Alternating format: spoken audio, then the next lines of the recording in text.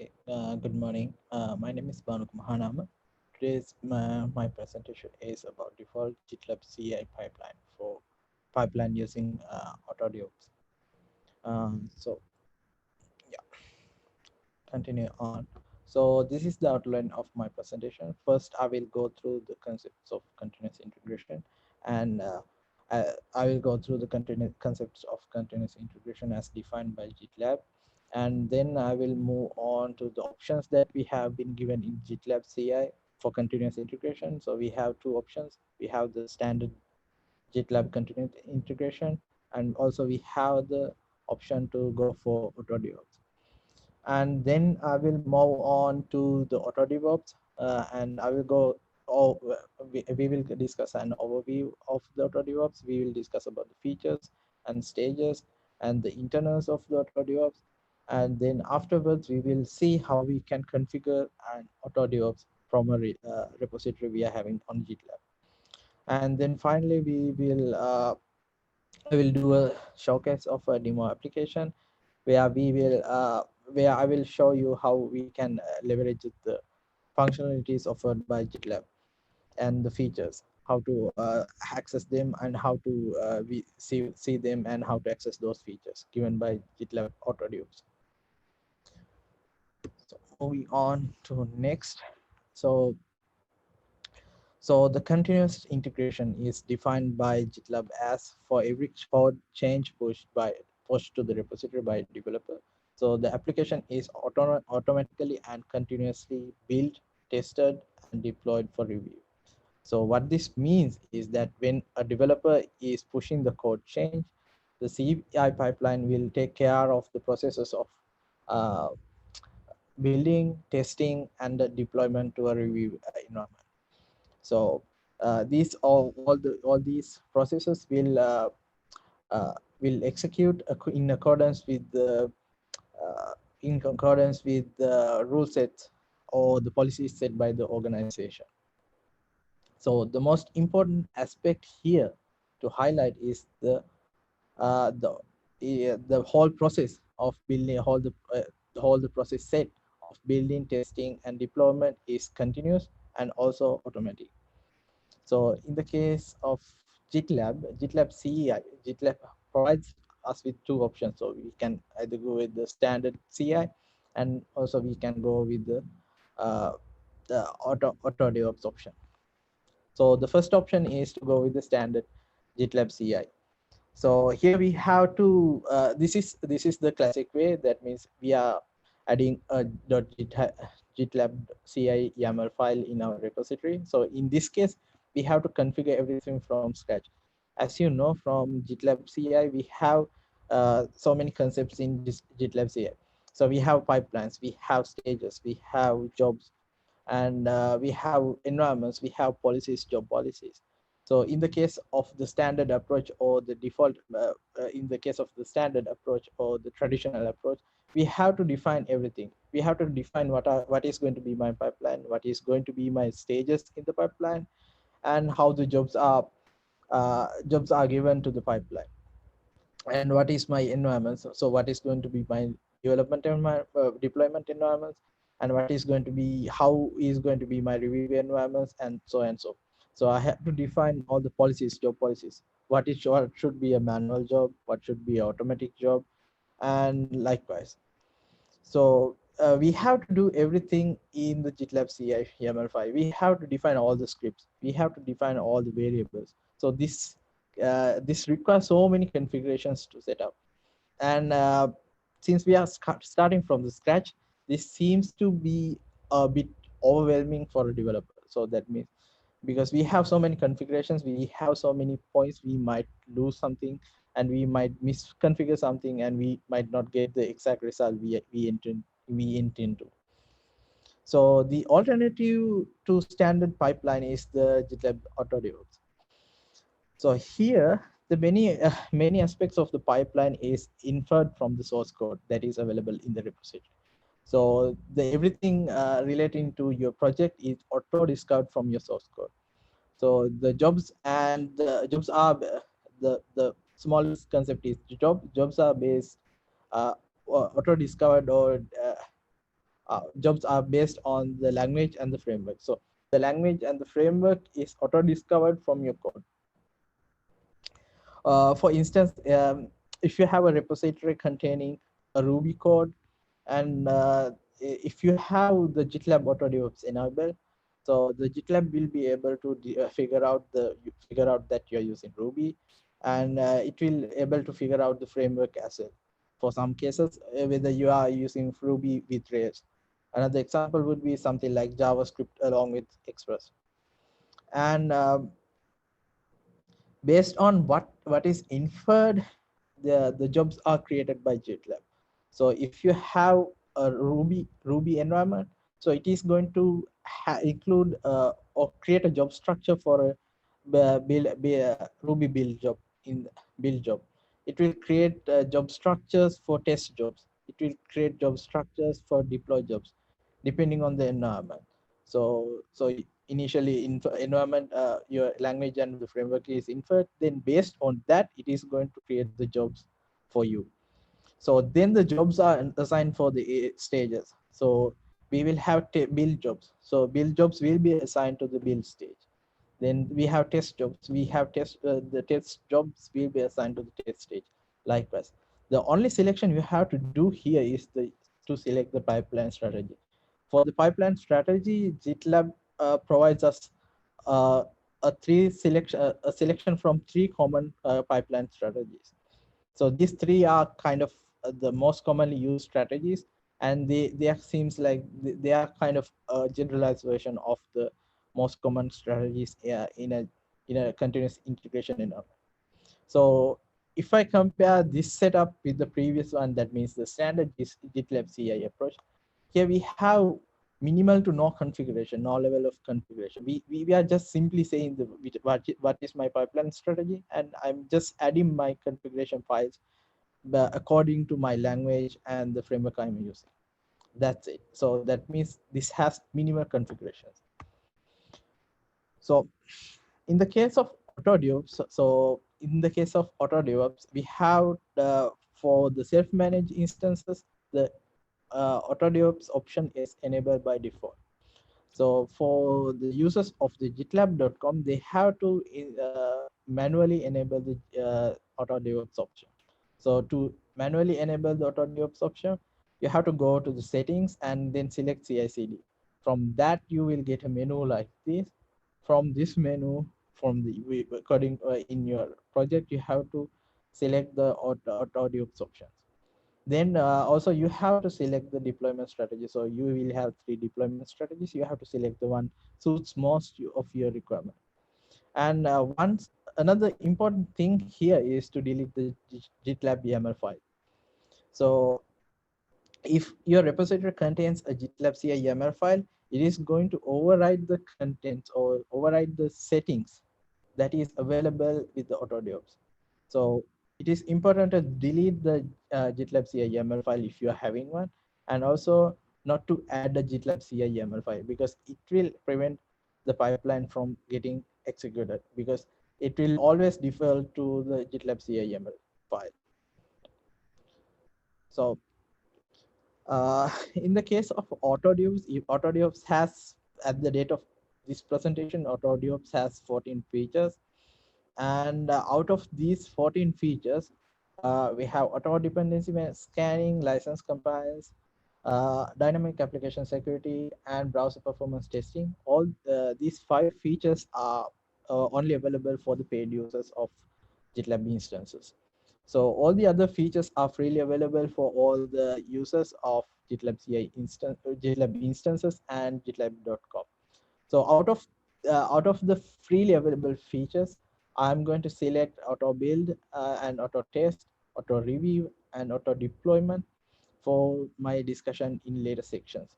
So the reason for taking out those, selecting those 4 features is because those 4 features uh, uh, is that those 4 features kind of represent the most common features of a CI pipeline. So before diving more into the internal, diving into features, I would like to discuss some of the internals of the AutoDevops. like like what are the technologies that power the AutoDevops, and what are those the tools in the AutoDevops, and what is their roles in the AutoDevops. So first tool is the Docker. So in the case of AutoDevops run based on the containerization concept. So it uses Docker for containerization. And also, since we have many containers, we need orchestration between the containers. So we, in AutoDevops, they use Kubernetes clusters for container orchestration, and it also does the deployment management of the container. And AutoDevops also uses Helm. So Helm is a tool that is used to uh, create build for building Kubernetes applications. It actually bundles, then creates the release and do the configurations and creates the release for Kubernetes based applications. And then we have Gitlab runner. As usual, it is executing the continuous integration jobs. And we have another tool called Prometheus. So the Prometheus is a tool that is used for system monitoring and alerting for the Kubernetes cluster we are using for the CI pipeline. Uh, yeah, these are the tools used for the pipeline. So the next is uh, to dive into some of the features I already selected. So the first feature I selected is to automate auto build. So auto build. Uh, so the auto build feature uh, is okay. The auto builder feature builds a Docker image for your based on your content in the repository. So the for auto build feature to be enabled, so all you have to do is have either a Docker file or a language specific file. In the case of a Docker file, it is straightforward. It is going to build the container from the Docker file. And also, when you're having a Docker file, keep in mind you have to expose your application to port 5000. That is because in the case of Helm configurations, the Helm by default assumes that your application is exposed to port 5000. And the other option is to have a language specific file. So the language is detected through the language specific files through the Heroku build pack. So language specific files are some sort files like files that are used for dependency management. For example, if you have a Python application, so you will have a requirements.txt file or a pip file. So in the case of a Ruby, you will have a gem file. And for example, if you have a Node.js deployment, Node.js project, so it will contain a package.json file. So the application, the language is detected from that file and the building configuration for your application. So you can have either a Docker file or a language specific file. So this is an instance where the of a, this is an example of a repository that is having a language specific file. For example, in this case, this is a Ruby and Rails project. So it has a gem file. So that is a language specific file for a Ruby project. So in the case of this repository, GitLab will detect that this application is uh, a Ruby application, and it is using a framework known as Rails from this file, and it will create an auto build process or an auto build job based on the contents of this file or the gem file. So the next one is the auto test. So the auto test project process, auto test feature is quite similar to the auto build one. That's because it is also detecting the language and the framework you're using in your project.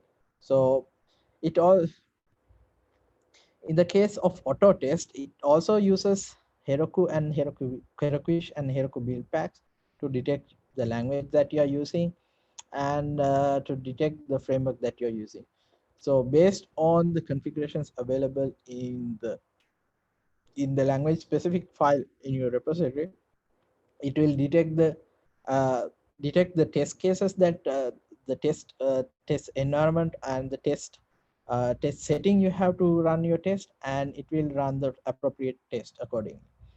And in the case of the auto test feature, at the moment of this presentation, not all these languages are supported for the auto test feature.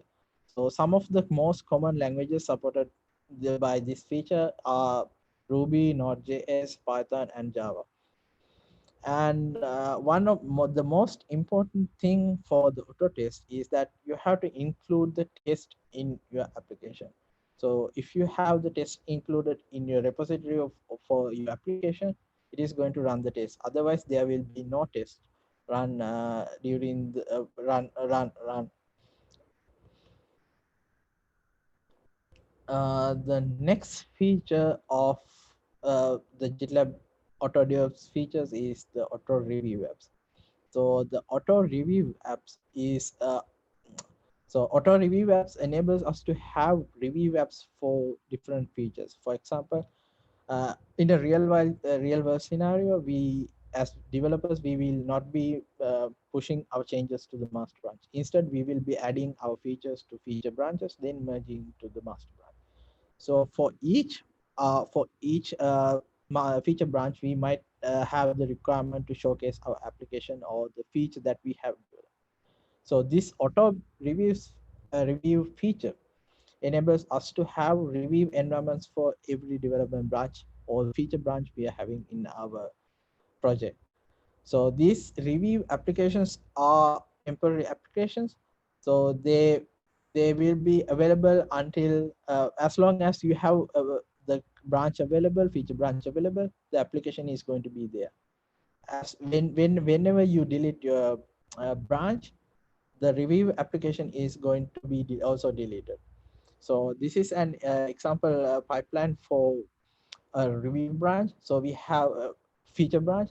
So we have the feature branch as feature one, and here we have the pipeline for that. So over here we have the review deployment. So this is the job that deploys the review application, and it will do some performance testing for the review application. And once you delete the branch after a merge or something, so this is going to do this, perform this job. The runner will perform this job. That means stop review. The stop review process will delete the application, review application. So, so to have this feature in your project, the most important thing to have this feature in the project, you have to have the Kubernetes cluster set up in your project. So if you don't have any Kubernetes cluster in your project setup, so there will be no review app feature. So it is important to have a Kubernetes cluster feature enabled, to have this feature enabled in your project. The next feature and the final feature is the auto deploy. So auto deploy feature is quite similar to the review feature, but in the case of deployment, it happens in the master branch. So in the case of deployments, we have two deployments, yeah, in a generalized scenario. So we have the staging deployment and we have the production deployment. So the auto deploy feature allows us to have automated staging and production deployment. In the case of the staging deployment, it will be automated, fully automated. And in the case of the production deployment, we have different options to choose from. So we can either choose the automatic production deployment. So in that case, the production is automatically gets deployed as once you have master branch merge or change code push to the master branch. And then we have manual production deployment, where we have to manually deploy the master branch, deploy deploy to the deployment server, and we have the rollout option. So these are defined, or you can select these options from the deployment strategy options when you are enabling the AutoDevops feature. So this is an example. This is an example pipeline for master for the master branch with a merge request. So we have a merge from feature one to master, and it triggers the pipeline. So in the case of this is the master branch, and in the case of the pipeline, we have a staging job, so which is automatic. So it has already run. So then we have the production or the production deployment. So in this case, it is a rollout based run. So we have to manually run each job. So if we have to roll out 10%, you have to run this job. Then you can do 25, 50. Likewise, you can do your required desired level of rollout. And once one of these project jobs get deployed, it is turned to the performance testing. Okay.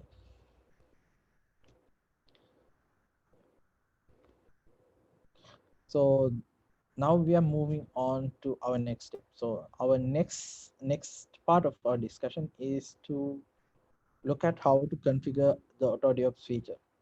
So the configuration of the AutoDevops feature in GitLab is quite straightforward and easy. So the first thing to have to experience and get the all the benefits of the AutoDevops features, you have to have a Kubernetes cluster enabled. So the first step I would recommend you to do is to have a Kubernetes cluster installed. So you can configure the Kubernetes cluster through the GitLab itself, and you have two options. So you can use the Amazon EKS and the Google GKE. So in the case of GCP, you have a $300 credit for first-time users, and you can extend it with the GitLab offer with 200 credits. So you can have $500 credits with GCP. So you can do all your configurations through GitLab. So you don't have to leave GitLab and do anything. You can basically do everything from GitLab. So the initial step is to go to your home of your project, and at the home page of your project, you will see an option like this. So you will get an option like add a Kubernetes cluster. Once you click on that one, you will be redirected to a page like this. So here you will be given the two options to choose from. So during this example, I used Google Cloud GCP for my Kubernetes installation. So after this point, you will be asked some of the information relating to your Google account and what project to use, and likewise, and you have to add those information as according to your requirement. So the next before finalizing and one important thing before finalizing the Kubernetes cluster creation. So before you are creating the cluster, you have to make sure that you are making the Kubernetes cluster a GitLab managed cluster. So this will allow the GitLab for namespacing. For if you can recall from the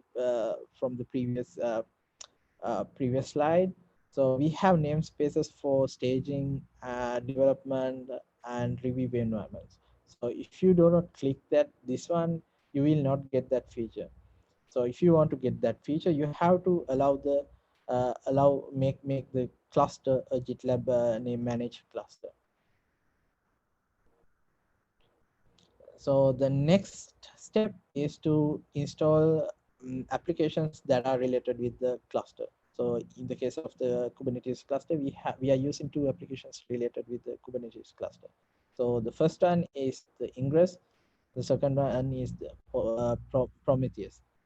So in the case of the Ingress, so Ingress is an application that we use for load balancing and name-based virtual hosting. If you can recall from the previous slides, we are using name-based hosting for different environments, like to have staging environments, URLs for staging environments, and URLs for virtual hostings for staging, deployment, and review. That means branch environments. So you need to have this one. So you can basically install this by going to operations. In the menu, you can go to operations, Kubernetes, and select install Ingress, and also install Prometheus. And in the case of Prometheus is a tool that is used for monitoring and alerting on your Kubernetes cluster. So at this point, you have all the configurations relating to your Kubernetes cluster enabled and set up uh, according to the requirements of Gitlab Auto DevOps. So the next step is to enable Auto DevOps. So if you are using self-hosted GitLab instance, so this is automatically enabled. So you just have to select the continuous deployment strategy. And if you are using GitLab CI, the GitLab.com, you have to manually enable this one. So to enable manually AutoDevops, you have to go to settings, then go to CI/CD. Then from that menu, you have to expand the DevOps column. And on the DevOps row, you will see a checkbox to enable the default AutoDevops pipeline. And after that, you will see the deployment strategy. So you have the continuous deployments to production. Then we have continuous deployment to production using timed incremental rollouts. And we have the other option, automatic deployment staging, manual deployments to production. So you have to select your deployment strategy according to your requirement. So after that, you are done with the configuring AutoDevops pipeline. Then it will automatically trigger a pipeline. Then in which you will see all your stages. So you will have stages like build, test, production, and performance. And for each stage, you will have your jobs. So these jobs are inferred from the language that you are using in the pipeline, in your repository. So for example, if you have a Docker file, it is going to build the Docker file here. So if you have requirements.txt file along with some Python code, it is going to do the installation building according to the Python configuration or the framework you are using. Likewise, so all this happen according to the code that is in your repository and the configurations in the repository. So next we will go through a showcase. I will do a small demonstration of the showcase app. So I will show how the branching works, and branching, how to deal with branching, then master branch, staging, rollouts, and also I will show how to do rollouts and how to do the cluster monitoring. So for this, I'll be using a fresh repository installation of a Node application, Node.js application, Express.js application. So this has been already set up for CI/CD. So if I go to the settings and go to CI/CD, so you can see it has been enabled for AutoDevops. So I'm using automatic development, staging, manual deployments to production as the strategy. So I have enabled AutoDevops. And if I go to the operations and Kubernetes, I have a Kubernetes cluster enabled. So I have a Kubernetes cluster enabled, and under here, under the applications, I have Ingress and I have Prometheus installed. So, and I have the project under a local folder, local copy of the folder. So I have folder here, and yeah. So if I were to do a demonstration of the project, so currently we have two environments. So we have the staging and the production. So if I go to the production, okay, I have to check the pipelines. So let me check the pipeline. So the pipeline is blocked. So I haven't rolled out. So my staging job, so this is the initial template creation. So initially every job up to this point gets deployed, gets executed automatically. So I have a build executed and test jobs executed, and I have staging executed. But the strategy I'm using is manual deployment. So I have to do the production manually. So I'm going to do the rollout 100%, do the full rollout because it's the initial run. So if I go to the operations and environments, I can see I have two environments. So I have the staging environment and the production environment. So in the production environment, I don't have any deployments because it is a manual task and I haven't run that deployment task. So in the case of the staging, I already have a deployment. So to the staging, which was 28 minutes ago, and I can access the live environment by clicking over here. So I have to, okay. So this is the application. So it is an Express application, and just it simply says welcome to Express. And if I go to the pipeline, I think, is it still running? Yeah, it is still running. So if you click on this job, you can see all the logs from that job, specific job. So currently it is auto deploy mod, and I can see all the Helm configurations and stuff happening. So I think I have to wait for a while for this job to complete to show you how the production environment look.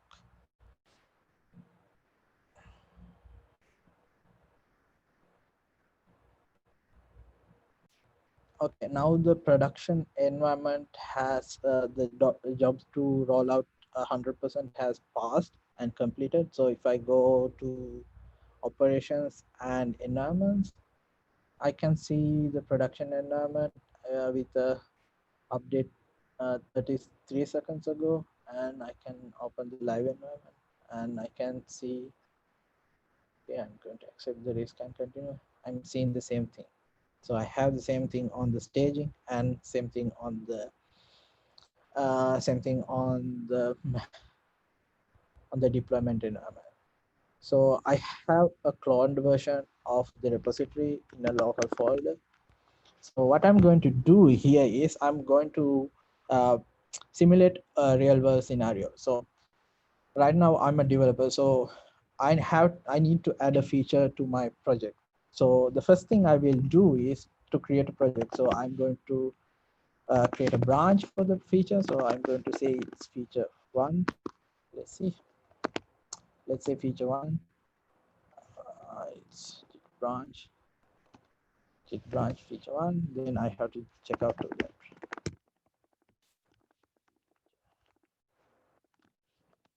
After checking into feature one, let's git. So as the feature, what I'm going to do is I'm going to add a new URL where we can see the IP address, public IP address of the server. So that would be my feature. So I'll be having something like my public IP over here instead of Express or welcome to Express. So I have a code snippet for that. So I have to do some modifications. So first thing I have to do for the code snippet is to install a library called external IP through. So this library is a node library that will enable me to get the external IP through some code fragment. So I have to install external IP, and this will add some code to dependencies to the package.json. So if I check the status, so see, I have the modified package.json file. And also I have some code for the JavaScript code. So I'm using Express.js, that means JavaScript. So I have some code to add to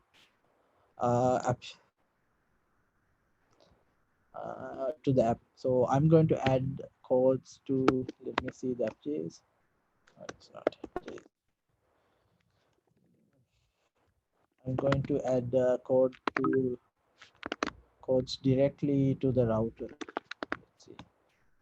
Yeah, I'm going to add a new route to the web application. So I'm going to add a new route over here. So my route would be instead of slash root, I'm going to add a new route called /IP.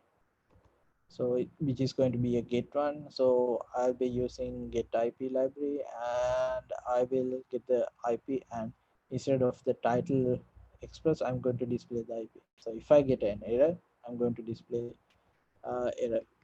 Or simply let's do something like this. Let's display the error. So I have to import the external IP. So I can do that by wow. So get type.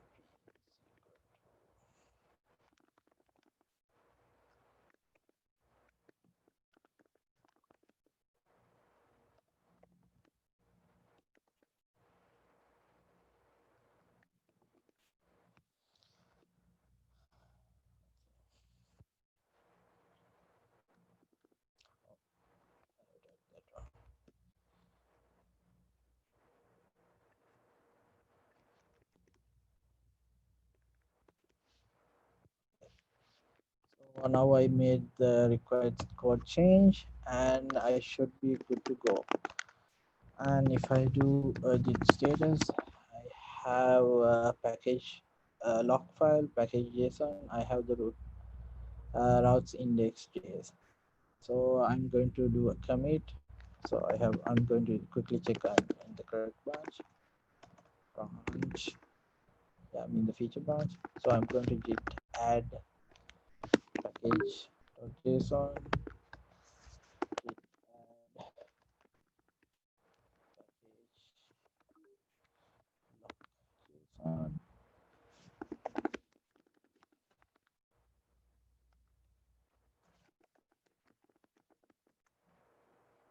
So I'm going to do a commit. I'm going to commit minus m external.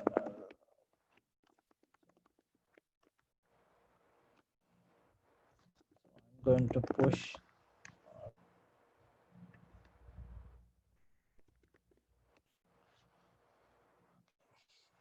Now I have made the code push. So if I go to my repository or the project, I can see I have two branches. So I have two branches. I have feature one branch and master branch. So for the master branch, I have the pipeline passed, and for the feature one, the pipeline is running. So this is a feature branch. So we don't have deployments. So we have the review branch, review deployments. So we have the review deployment. So in here, in this job, GitLab runner will do a job called review deployment, and the review deployment will set up a review environment where I can review the application. So I'm going to, I think I have to wait for a while to come back for these jobs to complete. So if you can see, so it has it has automatically detected that I'm using a Node.js application. So see, Node.js scan fast, and these are Node.js based applications jobs, and this build is also Node.js. And if I go to this one, okay, it is saying that I have some vulnerabilities, and yeah, so it is being executed.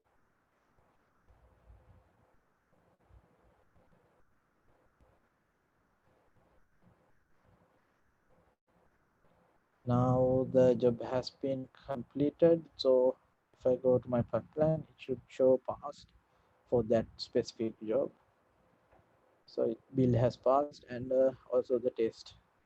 So I haven't added any other test cases other than the default test cases I had with the Node.js application. And so if you scroll this one, see heroquish. So we have the heroquish. build pack testing. So the run the job Heroku has detected that we are using a Node.js application, so it is going to create configurations corresponding to that, and the run the script corresponding to that build testing process, and it will do the test, and it has tests passed. So if I go to the pipeline, it should be passed by now. And I have other jobs running, and I think I'm going to wait for a while.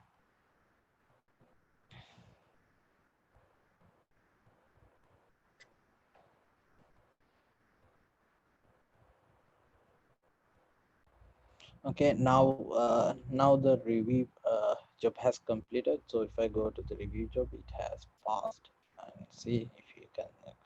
So job has succeeded. So if I go to operations and go to the environments, I can see three environments. So first one is a review environment, so which is corresponding to the feature I just added, and I have the usual production and the staging environment. So I can see the what's in that environment, how my app looks like in that environment by clicking over here. So if I click over here, I'll be directed to the app, accept the risk and continue. So I have the app like this. So to access my new feature, I have to say IP. So I'm seeing my public IP or corresponding to the instance I'm having over here. So if I go to the pipelines, CI/CD pipelines, so I have a pipeline running. So this is corresponding to the feature I added. So I added the external IP feature, and it is currently running the performance. So in the performance stage, or it actually tests the performance of your application against several metrics available. So I can create a merge request. I'm going to go ahead and create a merge request. So I'm going to create new merge request, and my source branch is feature one, and I'm going to compare branches and continue. So, and I'm going to say added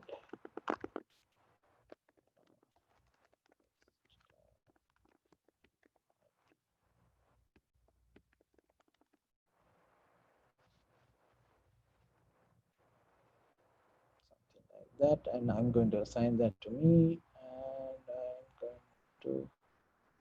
and I'm going to select delete source branch when merge request is accepted. So I'm going to submit a merge request. So now a merge request is created. So it is running, checking for status. And over here, I can view what's in the review environment. So if I want to review it, I can review it. Okay, is it working? Yeah, let's see. Yeah, it's working. Okay, now what I have to do is I can approve the merge request. So approve the review. So I have reviewed my application. Now it's working, and I can approve it. So I just got the pipeline. So the pipeline has passed. So I can approve. So okay, then I have approved, and I can merge. So while merging, I can delete the source branch. I'm going to delete the source branch. So now the merge has been done. So if I go to CI/CD pipelines, and if I go to the pipeline I previously had for the feature branch, so this is for where's the branch? So this is for the feature branch. So now it is running the stop review. So this is for a stage known as cleanup. So this is going to tear up the review environment we had for the review application. So that means the temporary environment is destroyed after this job execution. So if I go to this one, so see auto deploy delete, and it is going to take away the development environment I had. So if this was the development environment. I can't. So this was the one we had. If I do a hard refresh on this one, so we are getting 404. that means we lost it. So we don't have that that instance running. So this is for the feature one, if you can see. So it is for the feature one and review environment. And if I go to the pipeline, I can see another pipeline has been triggered because I made a merge request to the, I did a merge to the master branch. So it is going to trigger a pipeline on the master branch. So I'm going to go to the master branch and master branch pipeline. So I have the stuff running. So I have the build running, code quality, testing stages, and staging stage and stuff. So I think I have to wait a while for all these jobs to complete.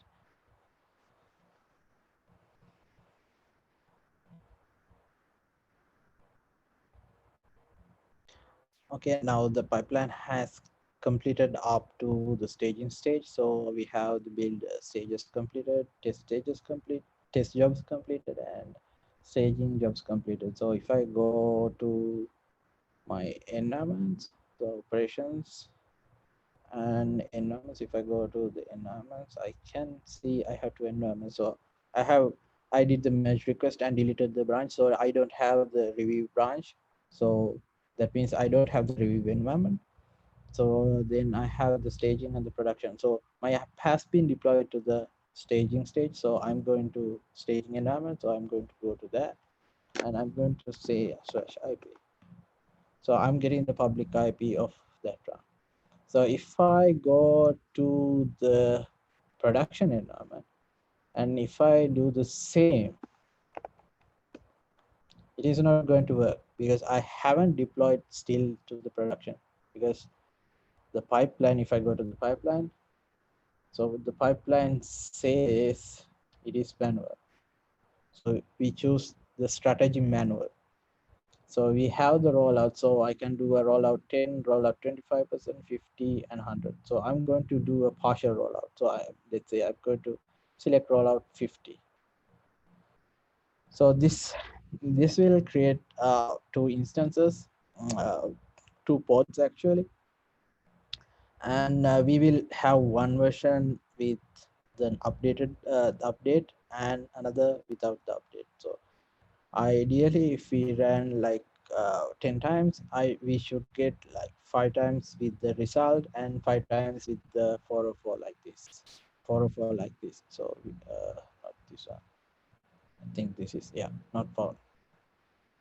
I'm going to close this one. This is not relevant. So ideally, I should get 5 of these and 5 of these if I refresh 5 times the production environment. So meantime, I will quickly show some of the information which is available about the cluster. So if you go to the AutoDevops node and the Kubernetes, to the Kubernetes, and if you go to the help, you can see all the information relating to your clusters. And if you go to the applications,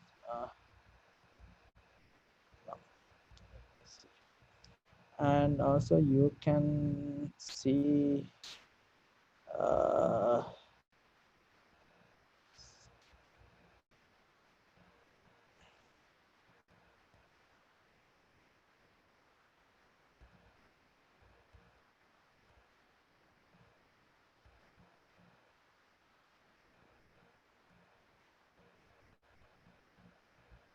so you can see our statistics for CI/CD and now pipelines, and let me find, I can't remember where it.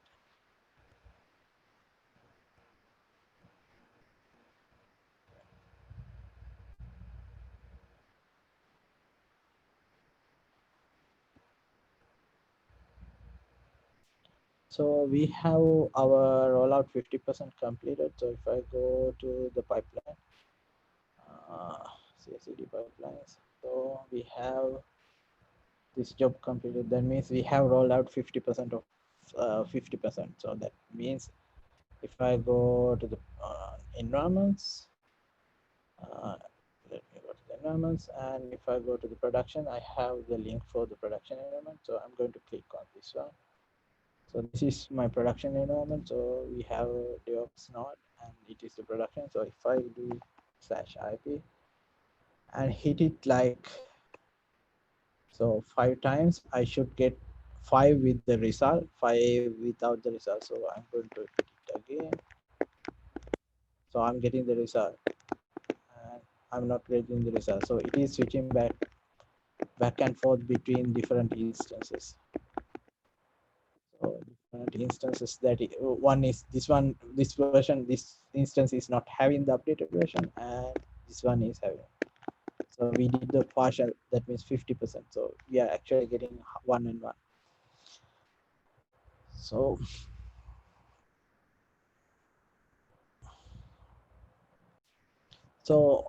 during the setup, we installed Prometheus. So Prometheus allows us to see what's happening in our environment. So if I go to select the production environment, I can see do the monitoring of the production environment right from the GitLab. So if I click on that one, I can see so what's happening in the production environment. So what is the memory usage? What is the core usage, pod average? So what is happening inside of my production environment. So, and also from here you can do Kubernetes pod health, and from this one you can select the pod. So we have a 50% rollout. So we should have 2 production.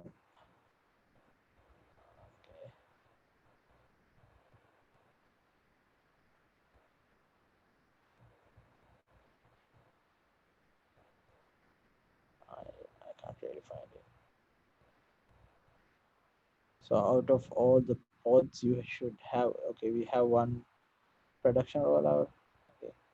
So this is one of the 2. So this is the 50%. So that means it will have 2 production rollouts.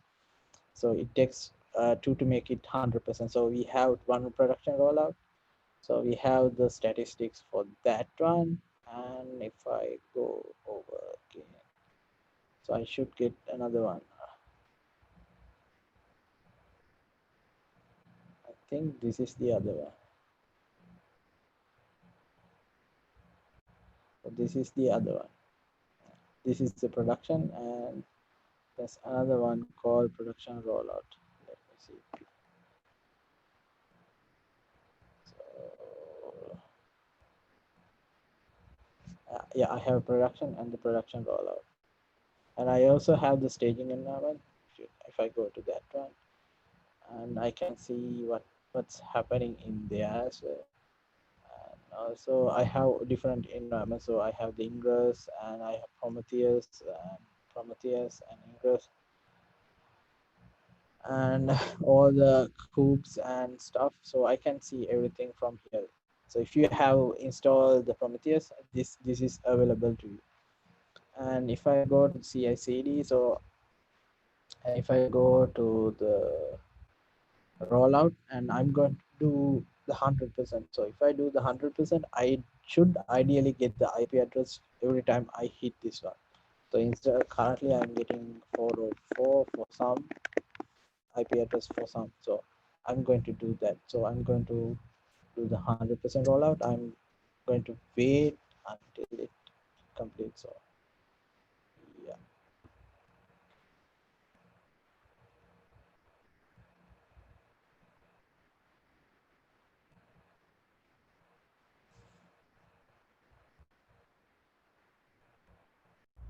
So now the production rollout 100% has been completed. So ideally we should see the IP address every time we hit the server. So I should see the IP address every time I hit the server. So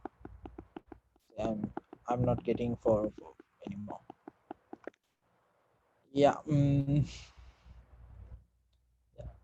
So currently it is doing the performance running, and one benefit of using the default DevOps AutoDevops is that you are getting some cool tools. It's, for example, if I get the performance review for this one, you can see you can see site speed results. So this is going to do some assessing of your site and information. So I'm going to open up this one. I think it is this one. Yeah. So it is going to do some testing, performance testing, and it is going to give some cool results relating to your site. So which might be beneficial if you are doing a real deployment. So in this case, it is different, like first paint, first conferential paint, visual readiness, and many other stuff.